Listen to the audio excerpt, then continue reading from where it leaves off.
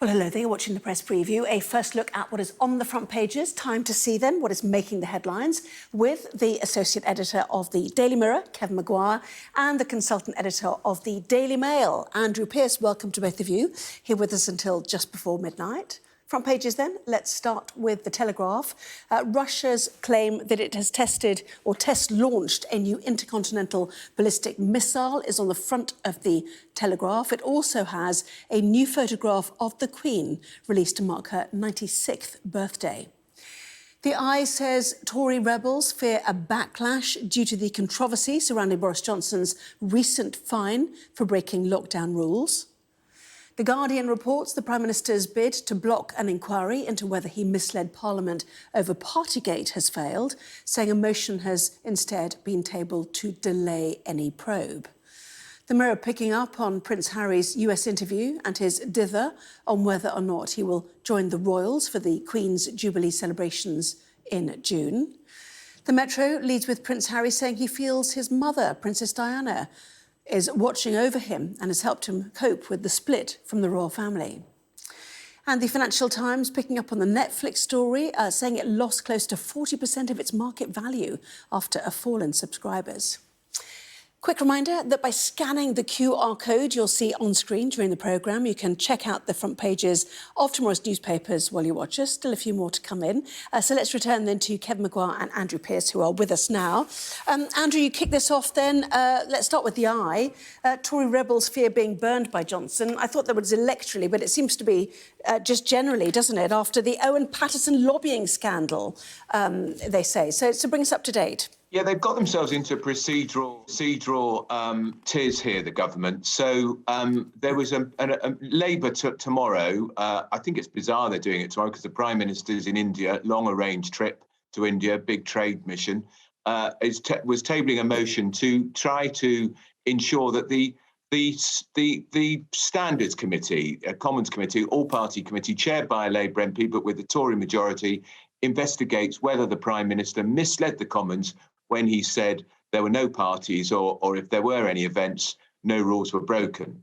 So the government was going to try and whip Tory MPs into voting against that. There was a bit of a backlash, so they've now tabled a motion which they're instructing their MPs tomorrow to vote for, which will effectively say any vote on an inquiry by the Commons Standards Committee should be done after the police have completed their work and also after Sue Gray. God, remember her, Sue Gray? Oh, they were the two most famous words in the English language for a while, weren't they? Sue Gray, when her report, long awaited, comes out, which we think the latest rumour is could be first week in June, in which case that's when it would be done. Now, I don't think it makes much difference, really.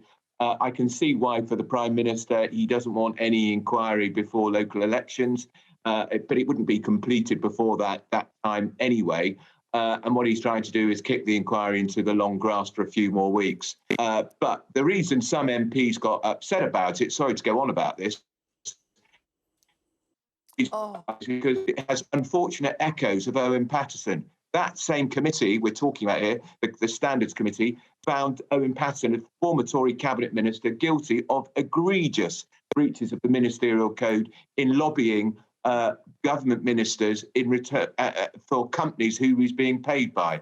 The Prime Minister tried to order Tory MPs to vote against that deal to try and reset the Commons against. It all backfired. It was a horrible disaster. 24 hours later, the government had to withdraw. Owen Paterson resigned as an MP. By-election followed, which the Tories should never have lost, but did because of the way they'd handled it. So it's got an uncomfortable echo of Owen Paterson, but it's nothing like as bad. Yeah, and certainly a number of people in number 10 may well think that the Owen Paterson affair started the decline in Boris Johnson's fortunes, hence the sort of the symbolism of that. The Guardian's picking up on this idea of a delay, so too the Times, in fact, as well at the top. But is it a fair idea, do you think, to delay this, to allow those investigations to continue, or just yet another delaying tactic, which has proved actually quite successful for the Prime Minister, Kevin? Yeah, and Anna, you're right that the Prime Minister's problems began in November with the Owen Paterson affair when he got it completely wrong and he tried to get his old pal off the hook in part because he supported Brexit.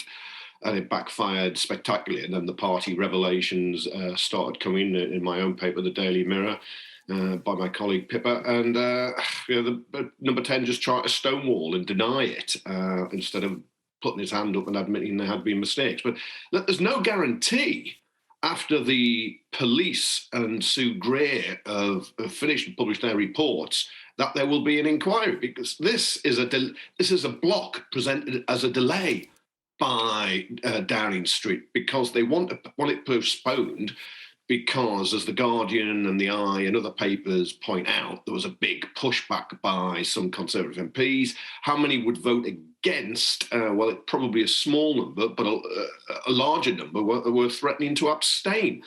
But there will be no guarantee at the end of the period that there will be an inquiry. And I suspect number 10 then would say, well, we've had the police, we've had Sue Gray, why have another inquiry? And then they would attempt to whip their MPs to vote against it then. So I think the tone of the Guardian story is wrong there, because it's almost as this is a climb down. It's not. It's a classic tactic. It's a delaying tactic to block. And I understand why, if you're the Prime Minister, you would want to do that, but I don't think it's good for Parliament. I don't think it's valid. I don't think you need to wait for the police to report and Sue Gray to be published to have the inquiry, because these inquiries are held effectively in private. They take a lot of evidence, get a lot of documents, and then they report. And the commitment would be that the report wouldn't come out until after the police have finished and Gray has published, so they wouldn't be prejudiced. So no, I classic block presented as a delay from number 10. And it may work for him tomorrow. It may get some wavering Conservative MPs just to say, well, I can postpone taking a firm decision either way by going with this tactic. But it's quite clear what they're doing. They might say it's clever politics. Andrew might approve of it. Let's be under no illusion. It is a block presented as a delay. Well, we'll certainly keep a close eye on the ins and outs of that in the Commons tomorrow, the vote or votes, and see how they present themselves. The Guardian, in fact, is one of the newspapers that pick up on our next story, which is, Mariupol, the final days or the last hours. This Ukrainian Marine commander, who we managed to speak to at Sky News as well. The enemy is outnumbering us 10-1. Very, very difficult days. We'll see if a deal is done to get civilians out, whether there's some sort of prisoner swap, which is very unusual. But you've picked up on the Daily Telegraph, which is the testing of what this paper describes as the world's deadliest weapon, which is something for the West to take note of. I mean, this is extraordinary as well, isn't it, Andrew? Yeah, and it's a weapon that it's nuclear capable. That's the point. And this is Vladimir Putin strutting his stuff again on the international stage, trying to intimidate NATO allies into saying, look what I've got, and don't forget I've got the world's biggest nuclear arsenal, and I'm capable of using it. I'm capable of using it against Ukraine. And if any NATO country thinks of attacking Russia, that this could be the result. It's the worst sort of saber rattling by Putin. And even though I think increasingly he is deranged, and his attempts to try and insist, for instance, that the flagship of the Russian fleet was brought down by Russian endeavours, shows how mad he is. But I don't think he's lost his grip completely, that he would trigger a nuclear conflagration. I just don't believe it. And I think the West will look at that and know exactly what it's all about. It's designed to intimidate and cow Zelensky, again, of course, the hero of Ukraine, but also to make some of those more militant NATO countries who perhaps think we should be doing more, that's the reason we're not fighting Russia, is because he does have that nuclear arsenal. Yes, and some great quotes in this article. One from Boris Johnson, who said it was hard to see how the Ukrainians could negotiate with the Russian president. He said, how can you negotiate with a crocodile when it's got your leg in its jaws? And then they also quote somebody from the Centre for Strategic and International Studies that called this probably the most destructive single weapon on Earth. The missile believed to have a range of about 11,000 miles and can deliver between 10 and 15 nuclear warheads at hypersonic speeds. weapons. Now, how has it come to this, that we need to start firing weapons like this in test mode, no doubt, while a war is underway on European soil, Kevin? I mean, this is, 2022. Yeah, it's been dub Satan too. Yeah, well, there's a great propaganda value for Putin too, both at home and abroad. At home, he's say, look, patriots, rally round, we're an incredibly powerful nation, and he is warning other countries, look, we have nuclear weapons and we could use them. And he's ramped this up all the way through. Great fears in Ukraine he would use a tactical battlefield nuclear weapon. But I'm just hoping he doesn't. I'm just hoping it doesn't. It doesn't come to that. But it'll be a great tragedy if there's yet another nuclear arms race triggered by this, and billions and billions more pounds are spent around the world and in countries to develop weapons of mass destruction that could cause mass slaughter and the ultimate war crime of just killing millions of innocent men, women, and children. I mean, this war in Ukraine is absolutely horrific, and the consequences are very unpredictable and clearly dangerous. Well, welcome back. You're watching the press preview with me, once again, the Associate Editor of the Daily Mirror, Kevin Maguire, and the Consultant Editor of the Daily Mail, Andrew Pearce. Who to start with? It probably should be Kevin, but you may not care. I don't know. Anyway, it's Prince Harry. No, OK. Sorry, boy. Let's go to Andrew. Let's go to you then. All of the papers are absolutely full of it, I have to say. Various different focuses. Daily Mirror focuses on whether he's coming for the Jubilee. Metro on Diana. The other papers extremely critical. Give us your take. Look, Prince Harry has this very nice, warm meeting with his grandmother, who's 96, tomorrow. A private meeting. It leaked out. These things always do. He then rushes off to an American TV station. Of course, an American TV station. That's where he lives now. That's where he makes all his money, although he might not be making quite as much from Netflix. More about that later. And he tells us, first of all, his job is to protect her. How's he going to do that from living in the United States, having only seen her once in about 2 years? Didn't even bother to turn up for his grandfather's memorial service. The husband of the Queen for 73 years, his own grandpa, didn't bother to turn up for it. Can't tell us if he's going to turn up for the Queen's Jubilee Memorial, the Jubilee events in June to mark her 70th anniversary as Queen, an extraordinary achievement. And then he comes up with these extraordinary things like his job is to protect her. From whom? Which wicked person is he trying to protect her from? And he also wants to make sure she's got the right people around her. Well, that's not him, is it? Because he's never here.